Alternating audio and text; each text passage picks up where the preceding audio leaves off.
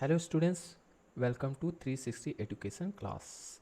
My name is Vivek Gupta. My qualification UG PG from Banaras Hindu University and JR qualified in commerce as well as NET in management. Okay, so आज का subject है business economics और उसमें आज का topic है indifference curve. तो अगर आप क्लास 11th के हैं, C U T B com M com और नेट जे का प्रिपरेशन कर रहे हैं तो आपके लिए ये टॉपिक बहुत इंपॉर्टेंट है. तो आइए स्टार्ट करते हैं विदाउट वेस्ट ऑफ टाइम. आपको थोड़ा सा हिस्ट्री जान लेना चाहिए. Origin of the concept. The foundational work was done by Francis Ysidro एचवर्थ.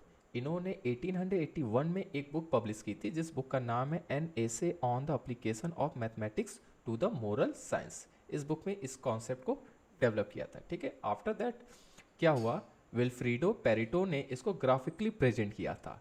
तो किस ईयर में, 1906 में. ठीक है, तो आपको सिंपल सा रटना है कि 1881 में एक बुक पब्लिश हुआ था, किसने किया था, इन्होंने. और किस ईयर में, 1881 में. आफ्टर दैट ग्राफिकली जब प्रेजेंट किया था इंडिफरेंस कर्व को तो विल्फ्रीडो पेरिटो ने किया था. इसके अंदर इन्होंने ऑर्डिनल यूटिलिटी कॉन्सेप्ट को एक्सप्लेन किया था जिसमें रैंकिंग बेस पे कंज्यूमर इक्विलिब्रियम को फाइंड आउट करना था. फिर आगे बढ़ते हैं, डेवलपमेंट एंड रिफाइनमेंट में देखते हैं. John R Hicks and R J D Allen, जिसको शॉर्ट में हिक्स एंड एलन कॉन्सेप्ट भी कहते हैं. इन्होंने एक पेपर पब्लिश किया था जिस पेपर का नाम है अ न्यू एनालिसिस. किस ईयर में, 1934 में. ठीक, बस सिंपल सा आपको रख लेना है. और वैल्यू एंड कैपिटल जो एक बुक पब्लिश हुआ था, किसने किया था, हिक्स ने. किस ईयर में किया था, 1939 में. तो उन्होंने इस कॉन्सेप्ट को और डेवलप किया था. इस कॉन्सेप्ट में डेवलप क्या किया था, इंडिफरेंस का एनालिसिस को सिस्टमेटिक तरीके से कंज्यूमर इक्विलिब्रियम और MRS as well as budget constant and consumer choices को एक्सप्लेन किया था. तो अब ये सारे पॉइंट को आइए वन बाय वन समझते हैं. अगर मैं आपसे एक क्वेश्चन के पॉइंट ऑफ व्यू से पूछूं what is an indifference curve, तो आपको एक टेबल से एक्सप्लेन करते हैं. एज्यूम कीजिए आप मॉर्निंग में जब उठते हैं तो आप थोड़ा एक्सरसाइज करते हैं तो क्या भूख लगता है. तो आपके सामने मैं एक कॉम्बिनेशन रखता हूँ. कॉम्बिनेशन ए, इसमें देखेंगे एक एप्पल है और 12 बनाना है. तो आपने काफ़ी एक्सरसाइज किया तो आपने ये एक एप्पल 12 बनाना खाया. ठीक है, 12 बनाना. तो ऐसे सोचिए आपका पेट भर गया. इसको हम लोग मानते हैं सेम सेटिस्फैक्शन. ठीक है, इसी तरीके से combination B C D E, हर कॉम्बिनेशन में देखेंगे कुछ ना कुछ क्वांटिटी, और इस क्वांटिटी में कॉमन सेंस लगाएंगे. एक गुड्स की क्वांटिटी बढ़ रही है तो दूसरे गुड्स की क्वांटिटी डिक्रीज हो रही है, प्रोपोर्शनेट कर सकते हैं. हम लोग घटाते हैं इसलिए क्योंकि हमको ओवरऑल पेट भरना है. पेट भरने का मतलब होता है सेम सेटिस्फेक्शन मिले. ठीक है, तो इससे आप क्या देख रहे हैं कि आपको हर कॉम्बिनेशन में मिलने वाला जो सेटिस्फेक्शन वो सेम आना चाहिए. तो इस बेस पे अगर हम ग्राफ को देखें तो ये आपका इंडिफरेंस कर्व का ग्राफ बना है जो कैसा दिख रहा है, कॉन्वेक्स. इस शेप को हम लोग बोलते हैं कॉन्वेक्स. तो आमतौर पर जो इंडिफरेंस कर्व का जो ग्राफ होता है वो किस शेप का होता है, कॉन्वेक्स शेप का होता है. कॉन्वेक्स कैसा होता है, इसका जो ये फेस है इधर की ओर ओरिजिन के साइड होता है. ठीक है, तब आइए इसके डेफिनेशन को देख लेते हैं. डेफिनेशन देखिए आप पढ़ेंगे तो बहुत इजी लगेगा. An indifference curve is a line, देखिए एक लाइन है ना, ये एक लाइन है on a graph that connects all combination. देखिए यहाँ पे सारे कॉम्बिनेशन है, कई कॉम्बिनेशन है, 5 कॉम्बिनेशन है. और कितने गुड्स है यहाँ पे, 2 गुड्स है. देखिए यहाँ पे एप्पल और बनाना, 2 goods between which person feels indifferent. देखिए चाहे कोई भी कॉम्बिनेशन आप चूज करते हैं तो उसमें आपका फाइनली पेट भरा जाएगा या सेम सेटिस्फेक्शन मिलेगा. तो हर कॉम्बिनेशन में कोई डिफरेंस कर ही नहीं पाएंगे. तो ऐसे सिचुएशन में हम क्या बोलेंगे, इनडिफरेंट रह गए. Meaning they get equal happiness और सेटिस्फेक्शन फ्रॉम ईच कॉम्बिनेशन. तो ये आपका क्या बन गया, डेफिनेशन ऑफ इंडिफरेंस कर्व का. आगे बढ़ते हैं. अब नेक्स्ट क्वेश्चन पूछता है एजम्पशंस. ठीक है, तो इंडिफरेंस करके एजम्पशंस क्या है. पहला एजम्पशंस होगा कंज्यूमर रैशनैलिटी होना चाहिए. कंज्यूमर रैशनैलिटी का मतलब होता है जिस पर्सन पे आप एक्सपेरिमेंट करेंगे कंज्यूमर इक्विलिब्रियम, तो वो पर्सन कैसा, रैशनल होना चाहिए. रैशनल का मतलब साउंड पर्सन, साउंड पर्सन का मतलब समझदार होना चाहिए. ठीक है, नेक्स्ट लिखा 2 गुड्स होना चाहिए. इसका मतलब क्या हुआ, इंडिफरेंस का जब भी एक्सप्लेन करेंगे तो उसके में कम से कम 2 गुड्स होना चाहिए और 2 से ज़्यादा भी नहीं होना चाहिए और 2 से कम भी नहीं होना चाहिए. तो ओनली 2 गुड्स, कम से कम भी नहीं बोलेंगे, ओनली 2 गुड्स बोलेंगे. ठीक है, नेक्स्ट एजम्पशन है ऑर्डिनल यूटिलिटी. ऑर्डिनल यूटिलिटी का मतलब इसमें जो कंज्यूमर सेटिस्फाइड होगा वो रैंक देगा ना कि नंबर देगा. जैसे हम आपको टी और सी फॉर कॉफ़ी, अगर मैं आपको टी पिला रहा हूँ या कॉफ़ी पिला रहा हूँ, ठीक है, तो आप ये नहीं बोलेंगे कि टी को हम 10 नंबर दे रहे हैं और कॉफ़ी को हम 8 नंबर दे रहे हैं. आपको बोलना है कि T is better than coffee. तो आप रैंक देते हैं, इसलिए बोला गया कि आईसी ऑर्डिनल यूटिलिटी के बेस पर एजम्पशन होगा. यूटिलिटी क्या होता है, पावर सेटिस्फैक्शन ऑफ कमोडिटी. ठीक है, satisfaction power of commodity meaning बनता है यूटिलिटी का. जैसे किसी भी कमोडिटी में जो संतुष्टि दिलाने की ताकत होती है उसी को बोलते हैं यूटिलिटी, या हिंदी में बोलते हैं उपयोगिता. नेक्स्ट एजम्पशन क्या है, कंप्लीट नॉलेज। ऑब्वियस बात है सर, जो मार्केट की प्राइस होगी उस प्रोडक्ट की या गुड्स की, और ठीक है उसकी एबिलिटी भी क्लियर होनी चाहिए कि कितने मार्केट में एबिलिटी है, उसकी क्या प्राइस है, तो कंज्यूमर को ये इंफॉर्मेशन होना चाहिए।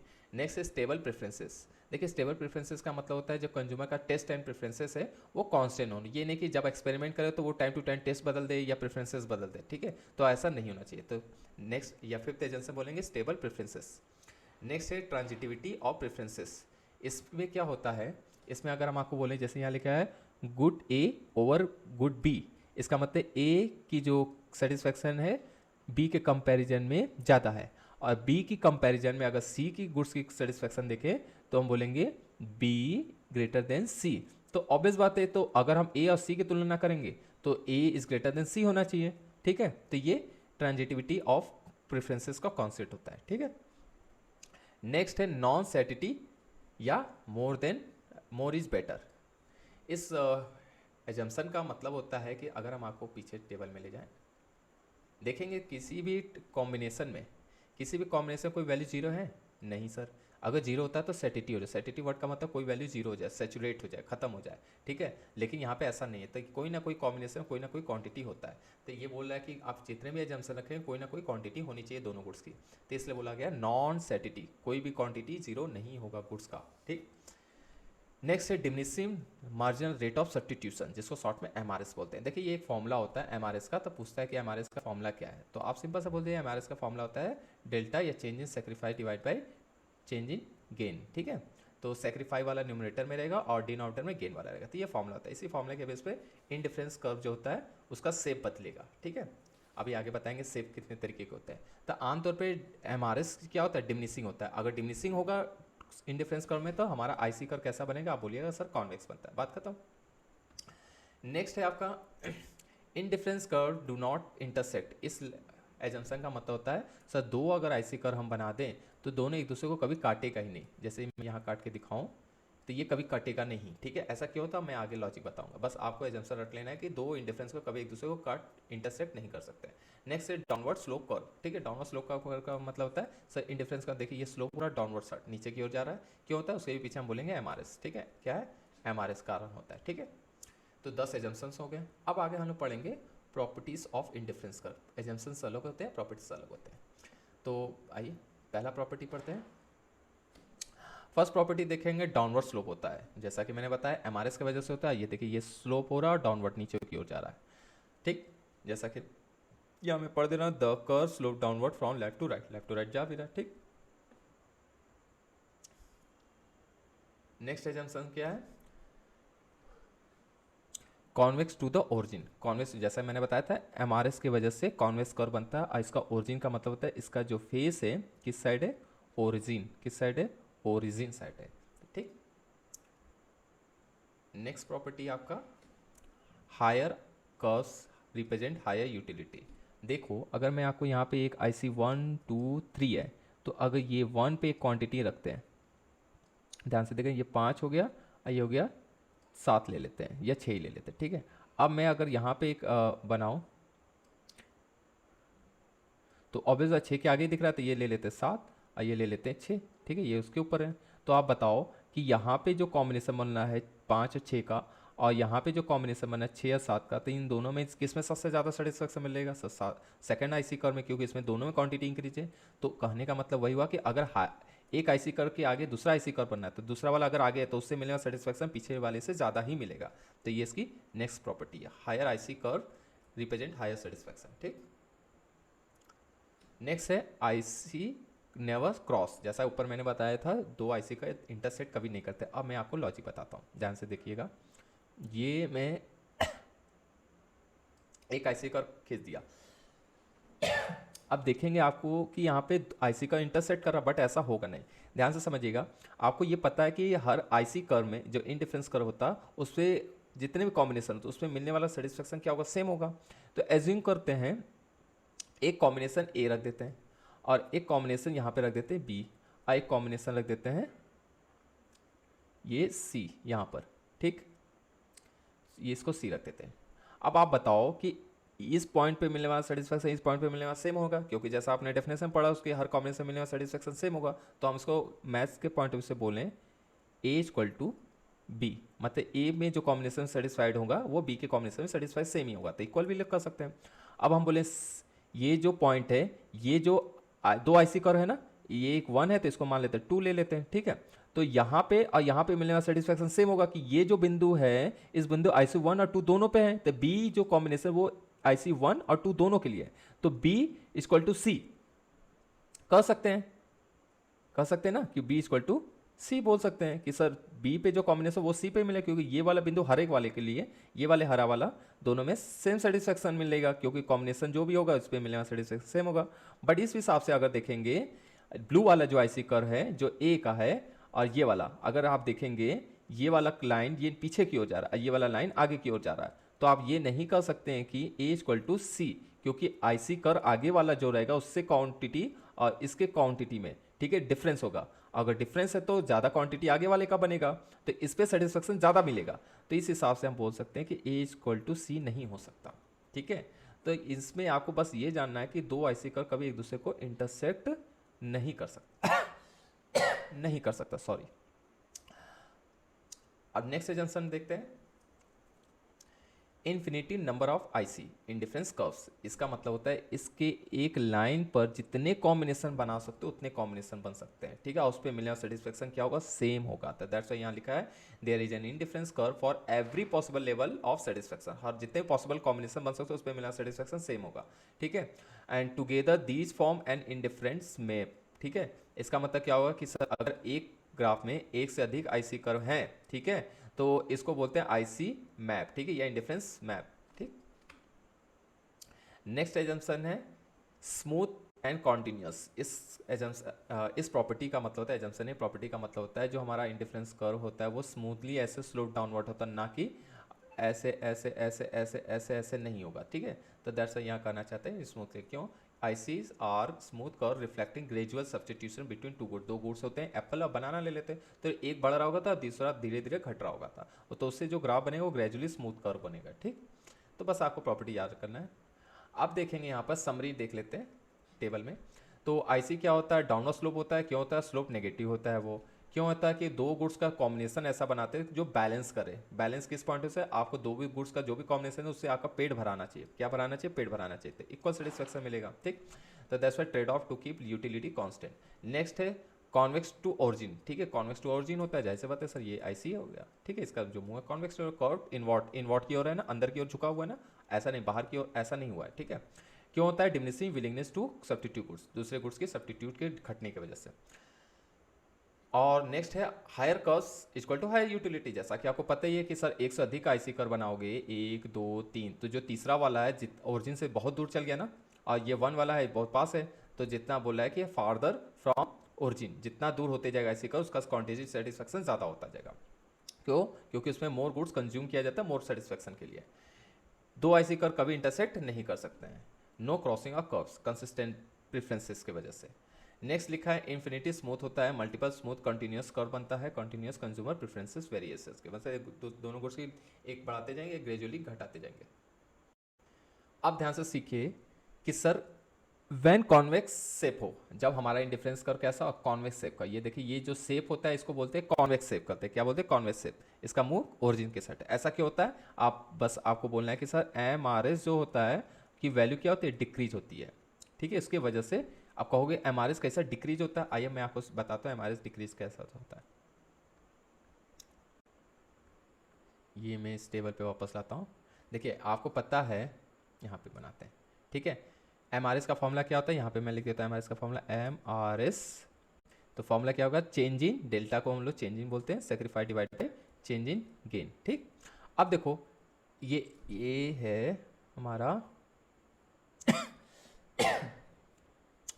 एप्पल, ठीक है, एप्पल बढ़ रहा है, बनाना घट रहा है, तो देखो कितना चेंज हो रहा है, बोलोगे सर एक बढ़ रहा है और बनाना कितना घट रहा है, 3 घट रहा है, तो यहाँ लिख सकते हैं एम आर एस कितना घट रहा है बनाना, सर यहाँ से लेके यहाँ तक 3 हो गया, ठीक है, यहाँ से लेके 12 से 9 गया तो 3 हो गया, तो 3 सेक्रीफाई किया और एप्पल कितना बढ़ा, 1 बढ़ा, तो यहाँ लिखते, अब इसको डिवाइड करेंगे तो कितना आ जाएगा, 3 ही आएगा। अब नीचे की ओर बढ़ते हैं, ये देखो 9 से 7 हो गया, बनाना घट गया, तो कितना घटा, 2, तो ये ले लो। अब यहाँ से देखो 2 से 3 हो गया, तो यहाँ पे एक ही बड़ा, ठीक है। तो यहाँ डिवाइड करोगे तो ये आ जाएगा 2। तो देखो पहले 3 आया एम दूसरा 2 आएगा, तो इसी तरीके से घटते जाएगा। तो जब हमारा एम घटता है तो ऐसे सिचुएशन में हम लोग क्या करते हैं,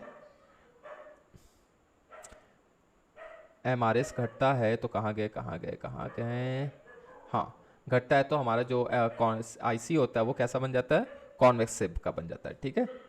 अगर आईसी कर आपका कॉनकेव बन रहा है तो ऐसे सिचुएशन जो एमआरएस की वैल्यू आप निकाले थे, ठीक है, एमआरएस की वैल्यू जो आप निकाले थे वो बढ़ता जाएगा। जैसे वहाँ 3 आया था तो मान लेते 3 4 5 ऐसे बढ़ते जाएगा डिवाइड कर।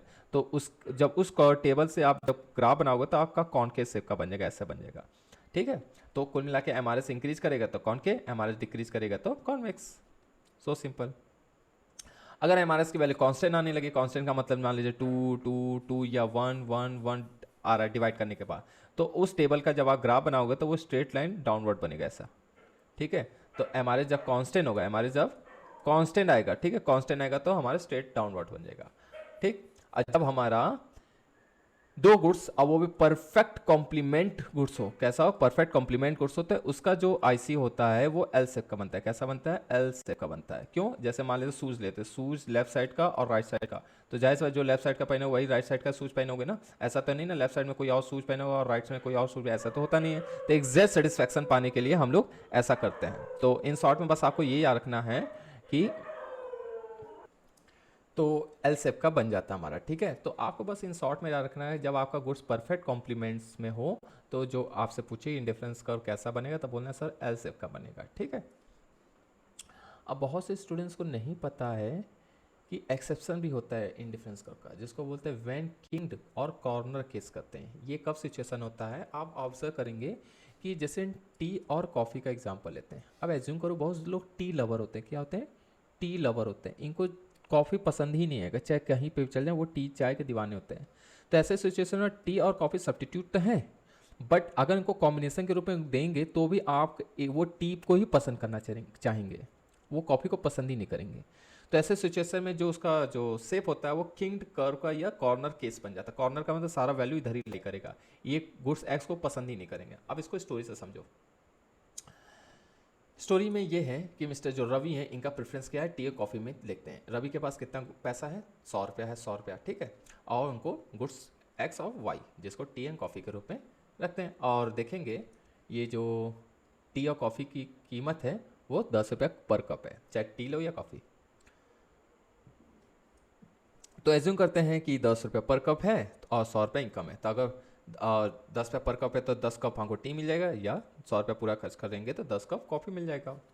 अब देखने वाली बात यह है कि इनकी क्वांटिटी कंज्यूम करने को दें रवि को, तो रवि टी लवर होने की वजह से जैसे इनको एक कप देंगे तो 50 यूटिलिटी, फिर एक और कप देंगे 95 यूटिलिटी, 10 कप पिलाना है भाई, इनके पास 100 रुपया है 100 रुपया है तो 135 दीजिए। ये टोटल यूटिलिटी है। टोटल यूटिलिटी क्या है, जैसे जैसे हम गुड्स क्वांटिटी बढ़ाते जाएंगे, कप ऑफ टी देते जाएंगे, वैसे उनका टोटल यूटिलिटी बढ़ता जाएगा। अब वही चीज़ अगर हम कॉफ़ी के साथ करें, भाई टी लवर है तो इनको कॉफ़ी उतना पसंद नहीं है, बट कुछ तो पसंद आ रहा है, 10 19 27 ऐसे आ रहा है। तो ओवरऑल इनका टोटल यूटिलिटी देखेंगे, इनका 275 आ रहा है, इनका 55 आ रहा है, क्योंकि ये टी लवर है। तो जब वो रियलाइज करेंगे जब पूरा 10 कॉफ़ी पी जा रहे हैं तो हमको 55 ही यूटिलिटी मिल रहा है। और जो टी है वो टी में देखेंगे टोटल यूटिलिटी 275 मिल रहा है। तो ऐसे सिचुएशन में जो हमारा कंज्यूमर रैशनल है तो वो क्या करेगा, वो टी को ही पूरा प्रेफरेंस देगा और पूरा का पूरा पैसा कहाँ खर्च कर देगा, टी पे खर्च करेगा। तो every 10 rupees spend on tea gives much more satisfaction than 10 rupees on coffee. Even if the coffee is available, coffee available होने के बाद भी वो क्या करेगा, Ravi feels it is not worth spending on it, coffee पे नहीं खर्च करेगा। So he decides it is better to spend all my money on tea rather than waste any on coffee. तो अल्टीमेटली वो क्या करेगा, पूरा का पूरा टी पे खर्च कर देगा और कॉफी पे कुछ भी नहीं खर्च करेगा।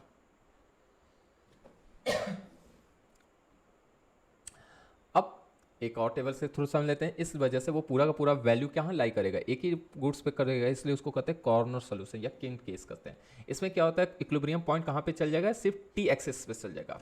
ये था ना, जैसे ये है इधर सी फॉर कॉफी, यहाँ पे रख देते हैं टी फॉर टी, तो पूरा का वैल्यू इधर ही लाई करेगा, वो एक भी क्वांटिटी कॉफी का नहीं खरीदेगा, तो सारा वैल्यू यहाँ पे लाई करेगा। तो वही बोला लाइज ऑन टी एक्सेस, ठीक है। नेक्स्ट इंडिफरेंस कर्व कैसा बन जाएगा, किंग या एल शेप का बनेगा, जैसा परफेक्ट कॉम्प्लीमेंट गुड्स में था वैसा इसमें भी, ठीक है। और showing the strong preferences for tea and little substitution, ठीक है। कंडीशन में इसमें M R S P X divide by Y no tangency हो जाएगा। टेंजेंसी वर्ड का मतलब होता है जब एक बजट लाइन को इन डिफरेंस का वैसे टच करते हुए जाए तो ये जो पॉइंट होता है उसको टेंजेंट पॉइंट कहते हैं, ठीक है, टेंजेंट पॉइंट कहते हैं, ठीक। तो जो कि यहाँ पे टेंजेंट पॉइंट नहीं बनेगा क्योंकि सारा का प्रोडक्ट एक ही जगह पे लाई करेगा तो बीच में टच ही नहीं करने देगा। नेक्स्ट लिखा है कंज्यूमर चॉइस। कंज्यूमर चॉइस क्या होगा रवि का पूरा टी पे होगा, एक्स एक्सेस पे, वाई पे कुछ भी नहीं खर्च करेगा। टाइप ऑफ केस में देख लेंगे, कॉर्नर सोल्यूशन होता है, ये एक्सेप्शन होता है इक्विलिब्रियम पॉइंट का, ठीक है। इसी को कहते हैं कॉर्नर सोल्यूशन या किंग केस कहते हैं, जो एक्सेप्शन होता है इंडिफरेंस का। समरी में देखेंगे, because the Ravi satisfaction from tea is always higher, he spends all his income on tea, this is the corner solution और किंग केस कहते हैं। अब इन शॉर्ट में थोड़ा सा एक और समरी देख लेते हैं। समरी टेबल शेप में बोलेंगे सर इन डिफरेंस का कॉन्वेक्स भी होता है, कॉन्केव भी होता है, स्ट्रेट लाइन भी होता है, एल शेप का होता है। कॉन्वेक्स कब होगा? जब हमारा एमआरएस डिमिनिशिंग होगा, ठीक है। और कॉन्केव कब जब बनेगा? जब हमारा एमआरएस इंक्रीज होगा। देखिए यहाँ लिखा ना इंक्रीज, यहाँ पे लिखा है डिक्रीज, एमआरएस का सब खेल है। और जब हमारा स्ट्रेट लाइन कर्व बनेगा तो उस सिचुएशन में एमआरएस की वैल्यू क्या आ जाएगी? कांस्टेंट आ जाएगी। और जब हमारा राइट एंगल या परफेक्ट एल शेप का बनेगा वो कब होगा? जब हमारा आइदर जीरो और इन्फिनिटी हो, मतलब ये परफेक्ट कॉम्प्लीमेंट गुड्स के बीच में होगा, नो सब्स्टिट्यूशन। जैसे लेफ्ट साइड का सूज और राइट साइड का सूज, ये दोनों एक दूसरे में कॉम्प्लीमेंट गुड्स होंगे, ना कि सब्स्टिट्यूट गुड्स होंगे। ऐसा नहीं होगा कि लेफ्ट साइड में पहनेगा तो राइट साइड पहनने की जरूरत नहीं है, ठीक है स्टूडेंट्स। तो ये था आज का क्लास। आगे की क्लास में हम लोग इसके एमसीक्यू सॉल्व करेंगे, बहुत सारे क्वेश्चन है, ठीक है। अगर आप यहाँ तक पहुँच चुके हैं तो प्लीज़ शेयर कीजिए, लाइक कीजिए, सब्सक्राइब कीजिए। आपको ये नोट्स चाहिए तो मैं आपको ये नोट्स फ्री ऑफ कॉस्ट में प्रोवाइड कर दूंगा। आपको व्हाट्सएप पे मुझे हाय भेज देना या हेलो लिख के भेज दीजिए, ठीक है। और मैं आपको ये नोट्स प्रोवाइड कर दूंगा। सिर्फ आपको क्या करना है, सब्सक्राइब करना है। सब्सक्राइब कर देंगे तो इससे ये फ़ायदा होगा कि मुझे एक सपोर्ट मिलेगा, ठीक है। आपको ही पता है किस तरह का सपोर्ट आपको हम मेहनत करके ये फ्री में नोट्स दे रहे हैं, आप मुझे बस सब्सक्राइब कर दीजिए, ठीक है। थैंक यू स्टूडेंट्स, मिलते हैं नेक्स्ट क्लास में।